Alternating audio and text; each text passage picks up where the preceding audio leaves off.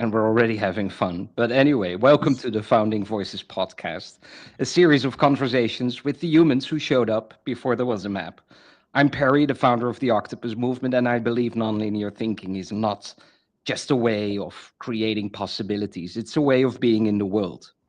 Each week, I speak with three founding members of our global human mycelium to explore who they are, why they think differently, and how they're shaping a future that cannot be built in straight lines.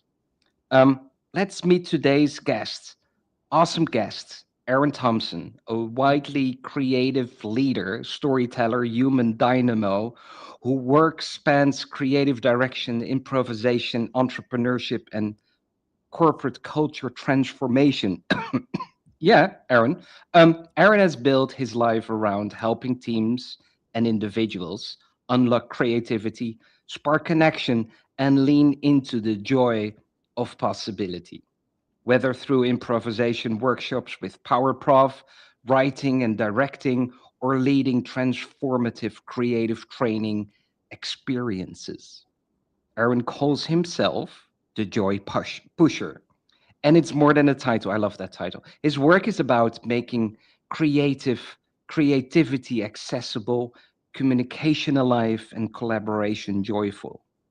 He uses storytelling, improv, and human intelligence to help people loosen the grips of fear and step into presence, expression, and connection. Yeah, we're setting up the expectations for a conversation here, Aaron. In today's conversation, we will go beyond strategy and touch into play chords, insight, and the human art of possibility. Exactly the kind of space the octopus movement exists to explore. Let's dive in with Aaron Thomson. Hi, Aaron Thomson.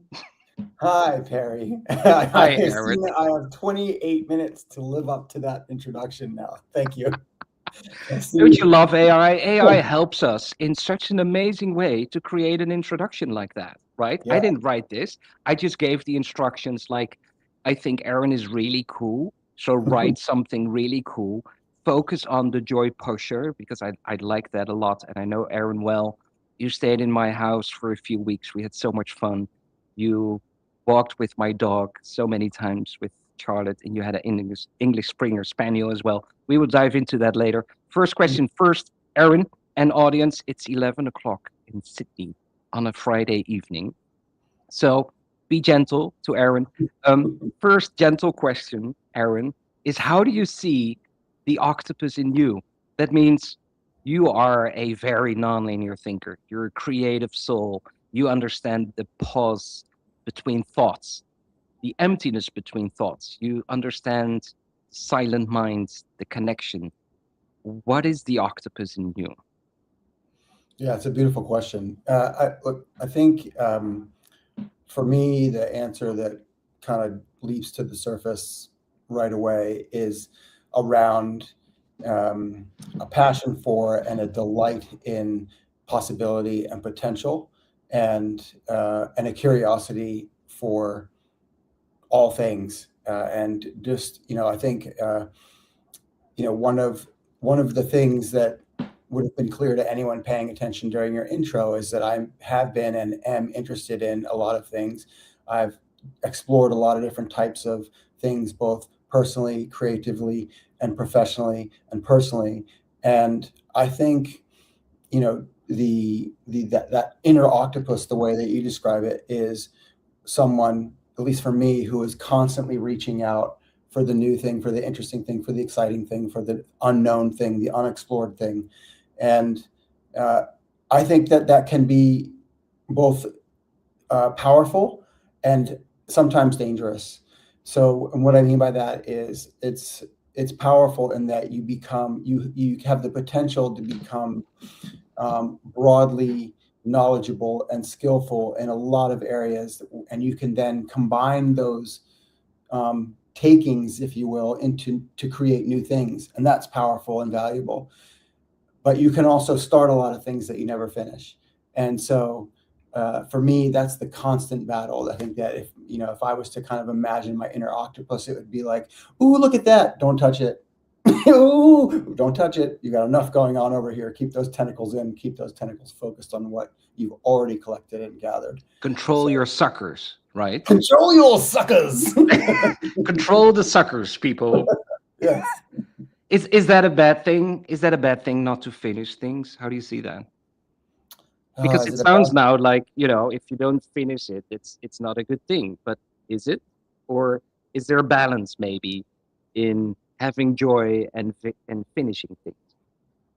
I love this question because I think it invites a possible reframing of failure. I think a lot of people think of walking away from something or not finishing something as failure.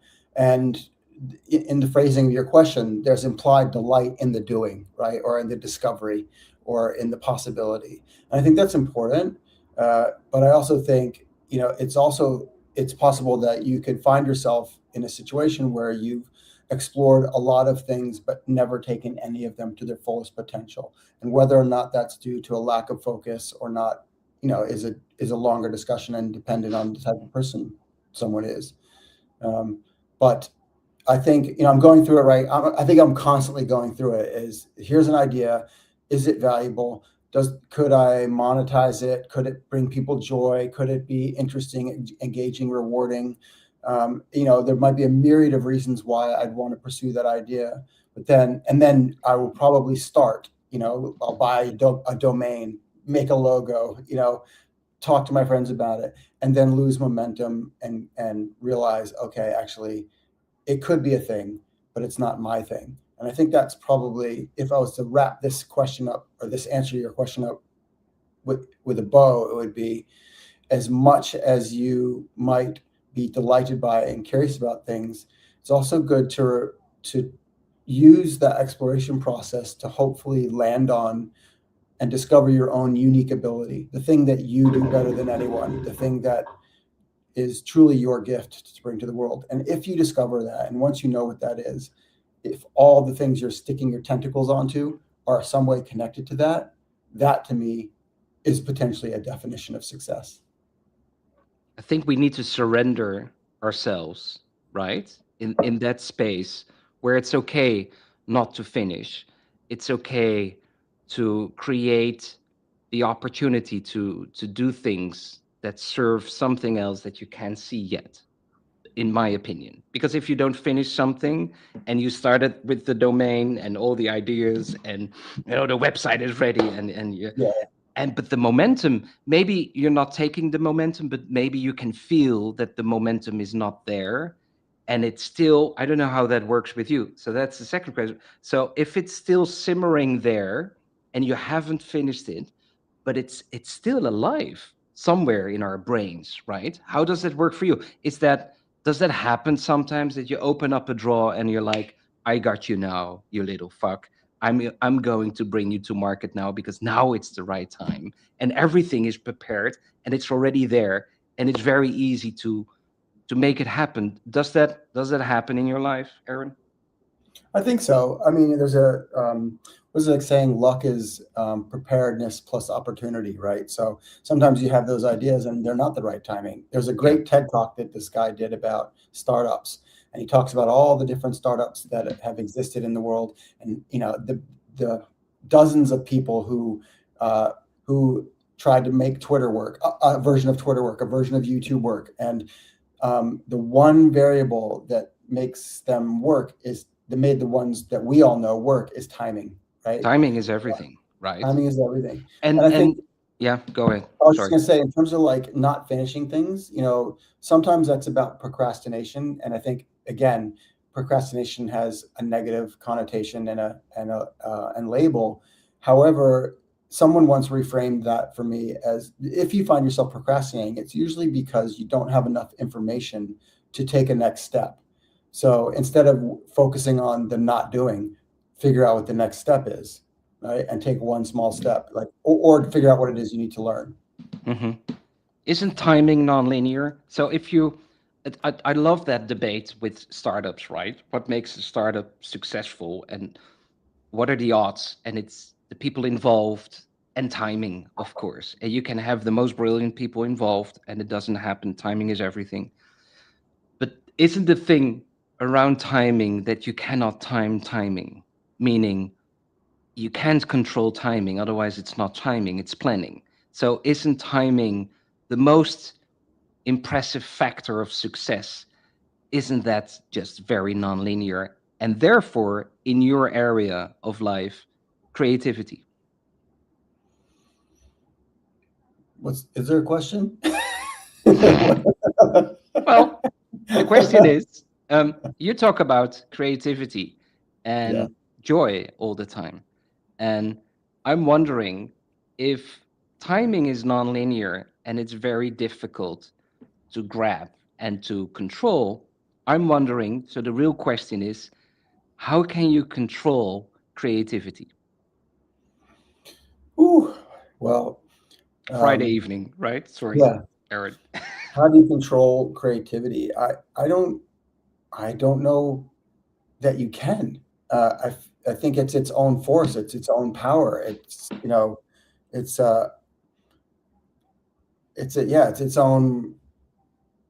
its own energy. I think it can be stifled. I think it can be ignored. I think it can be dismissed, right? But how do you do it then when people, this is you, I've seen you in action. I know how you operate. You've written the manifesto for the octopus movement, so good at it. And you, people that are stuck, right? So they're not in their right timing, they're stuck in their creativity, and Eran comes in and takes it over and uses his creativity and make it happen. So what is the difference for you, um, between, oh, let's think outside of the box, so command be creative, and being in the box differently, meaning it's not an action to be creative, but you're creative all the time. From your perspective, what is the big difference between the two of them? Between thinking outside the box and then Yeah. or So being now in. let's be Yeah. creative and always have a creative mind. What is the difference between that? Taking, thinking about all the people you've met and all the things you've done, and also with your improv. What is the difference there? Well, I mean, in terms of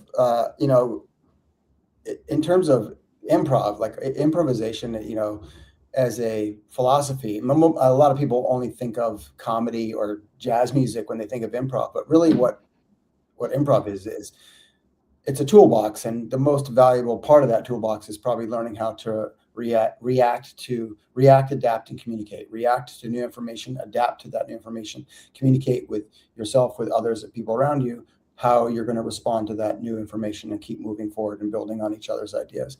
And that is a teachable skill. Whether or not that is, creative genius or not is a discussion for another time. But I think you can teach people um, how to tap into their latent creativity if they're not already accustomed to doing that.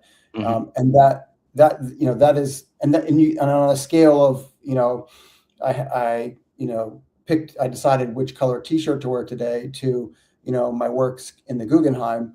There's a big range, right? And I think That how you it, said that very well. That was a very nice phrase, right?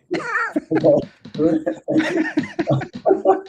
um, but I think it's also like it's interesting because there are a lot of people who work in creative industries that still can be quite linear. I worked I work in one now. I still work in the advertising world, and there are a lot of people in that world who are copywriters, art directors, creative directors, who can be very creative people, but in that profession, they can be quite linear and focused only on that. And if you take them out of the kind of world of an ad agency or a design agency or a creative firm, and suddenly ask them to think creatively about other things, not all of them can do it because they're conditioned to using their creativity a certain way, Yeah, yeah, yeah. following a certain process.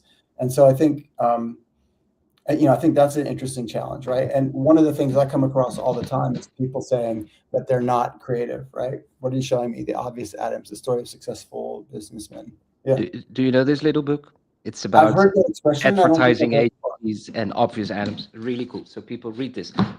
Talking about people, who comes to mind immediately? You just said creatively brilliant, and we know the NASA search, in '65 to find the creative, brilliant minds, and that those are kids between 3 and 5, and only 2% of the adults are creatively brilliant. Suckers. Who comes to mind immediately with you when I say creatively brilliant? Who's the most creatively brilliant person you have ever met? Oh my goodness. The most creative, brilliantly creative person I've ever met. Um,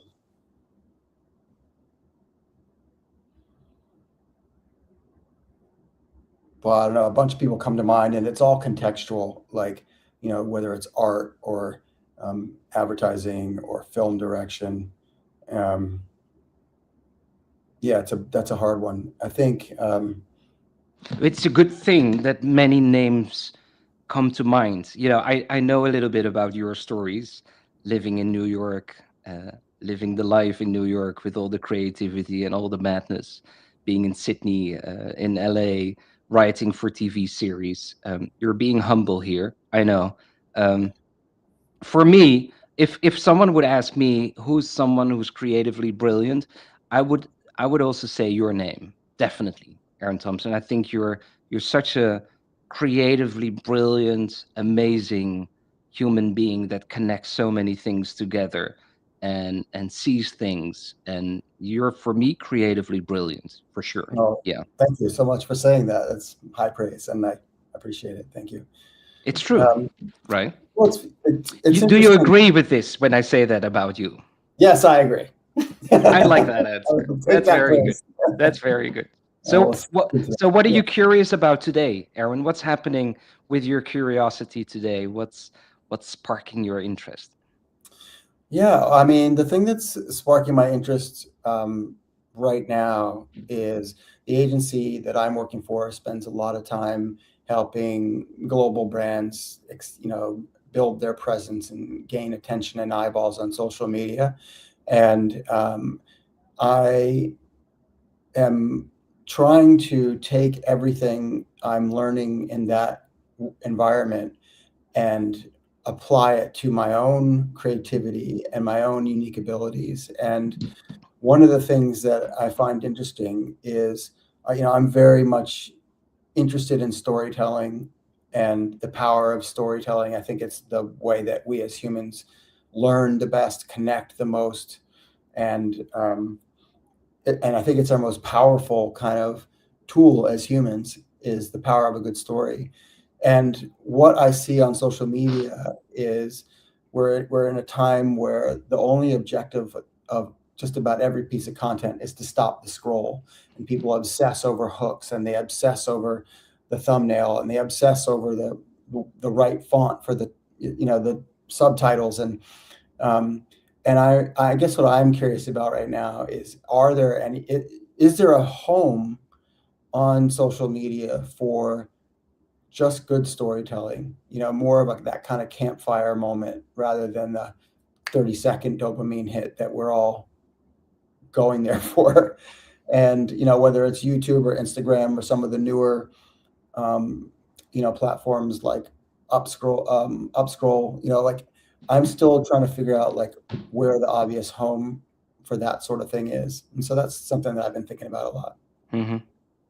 And it's interesting when you asked about who the people are that I think of when I think of, wildly creative.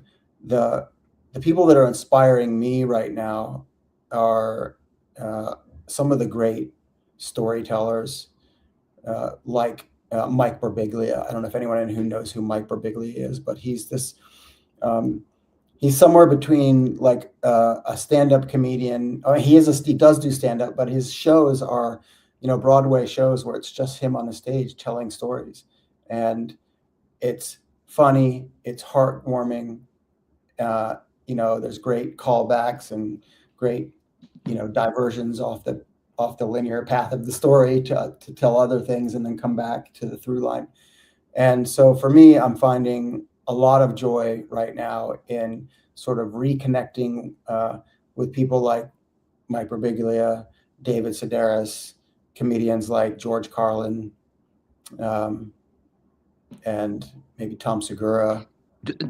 Are those the ones that also inspire you the most? And hmm, I don't like this question, but I mean, we all need our inspiration, and um, for me, it's art. When I go to an art exhibition that really moves me, I get inspired a lot. But I also get inspired when I just read a book and there's one sentence that can trigger everything, and I'm like, stop everything! I need to write this down, and then a lot of other things happen. So art, reading, these kind of things. How is that for you? Where do you get your inspiration the most? Yeah, well, I Is it think surfing? Is it being on the beach? no. No. I mean, quiet time is powerful, right? Like having space, between to creating space in your life so you can have that space between thoughts, to use a phrase I've heard Yeah. someone say before, right? You know, that's that's important. Um, but I think from I was gonna the joke answer I was gonna give you to your question about who inspires me the most was gonna be New York City. It's not a person, it's a place. Yeah. I feel like New York, whilst become quite homogenized in the last few years, and the fabric of that city has changed dramatically. It's still a place where you can go and be delighted and surprised as soon as you leave your hotel or your front door. Something weird that Everything is happening, right? The everything is diversity is happening. crazy. Yeah. Nothing that you could have expected or planned is going to happen. Everyone you meet is going to be doing interesting, cool shit. Yeah. Like it is an inspiring place to be. Yeah. And so I think that I think stimulus and inputs are good, but then you need time away to process and Hmm. connect. Yeah. It's both. And I know you've died. So now, very serious note, serious music now. You've died almost a dozen times, or even a dozen times. You almost died a dozen times. Let me put it that way.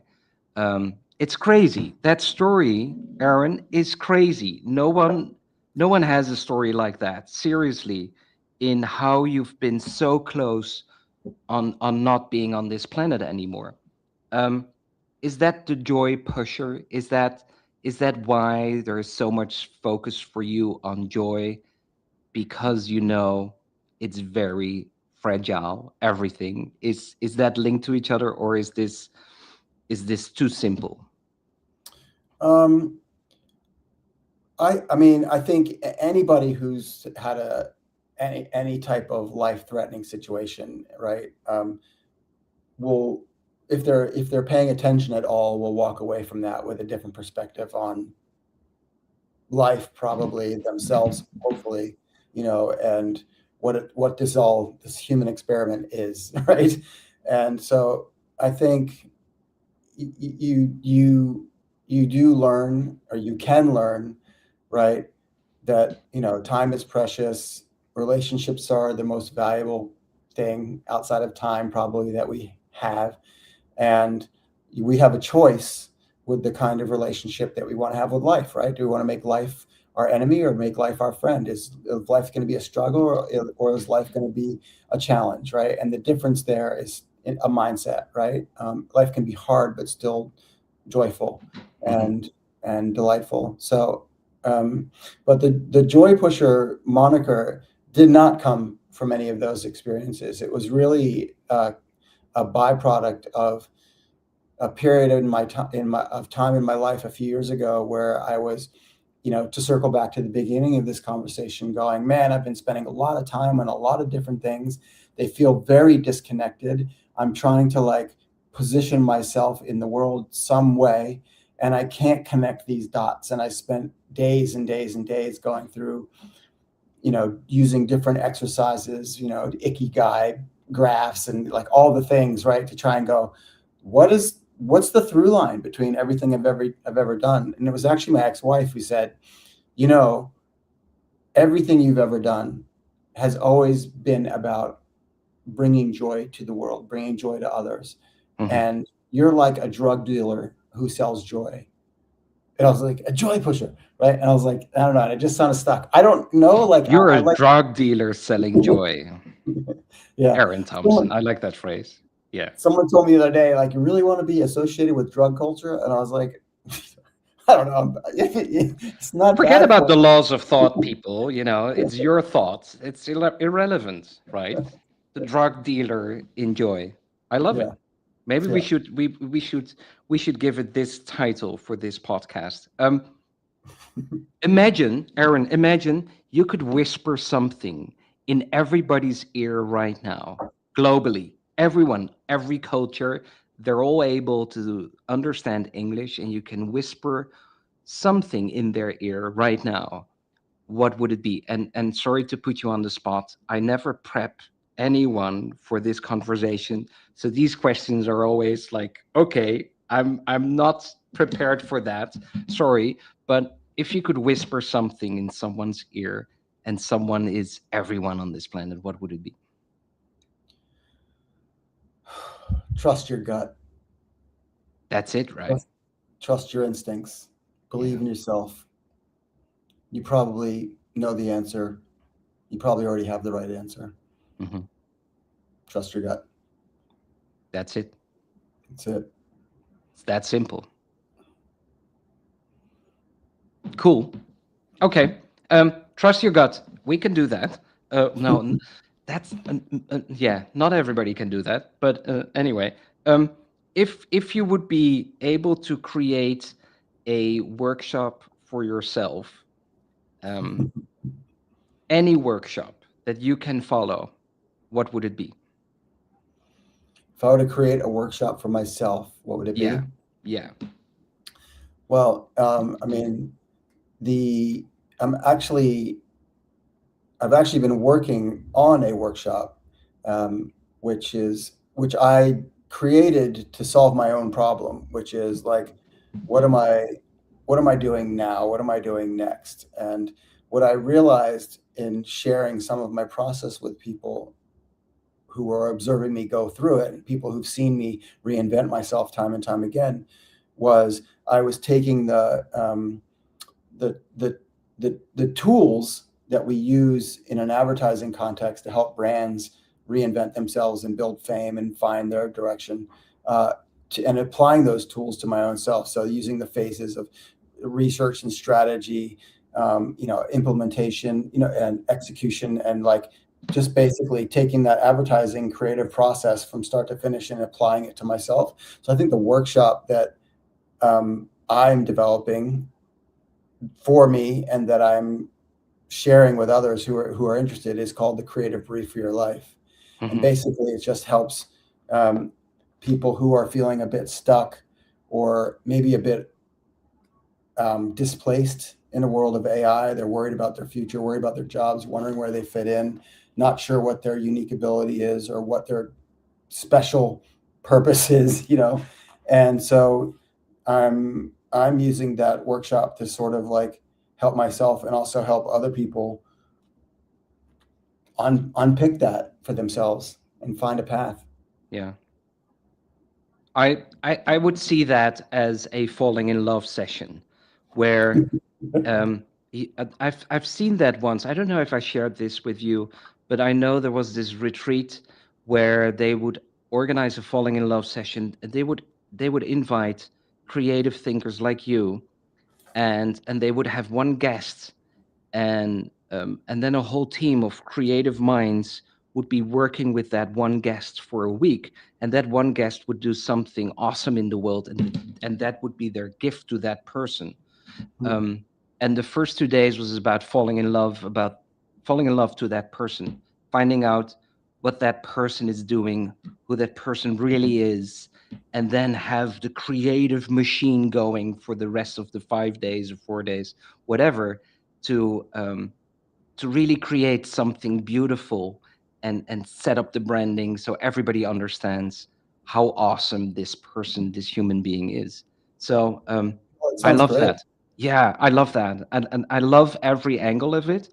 The creative angle, the guest angle, the falling in love angle, the power to really create something beautiful for a human being rather than um, a brand for sporting shoes and with the return on investment. And I love Nike, and Just Do It is awesome, and the swoosh is awesome. But how cool would it be to do something like that for humans? So keep me posted on that, Aaron Thompson. I I will. find that a very interesting workshop. Does that exist? What you're describing, the falling in love thing? Sorry. The falling in love thing, is that a thing that already exists? Yes. Yeah. What's it called? I don't know. I will look Oh, it up for you. I yeah. will find it. I We'll thought put it it in was the show awesome. notes. And Yeah. especially it's interesting because the creative minds that are attending this retreat are paying, and the special guest that they're organizing the whole branding for is a guest and is not paying. Wow. What an awesome concept, right? Slick. Anyway, Yeah. thank you, Aaron. Thank you for being here. Um, Not just on this podcast, but thank you for being in the movement as a founding member. Thank you for helping us writing the manifesto. Thank you for always being there. And if you're listening to this and you feel a spark, please follow it. Nonlinear thinking is not a strategy, it's a kind of love, and it grows where we share it. Thank you for being here. Thank you, Aaron Thompson. Thank you, Perry, for everything you're doing too.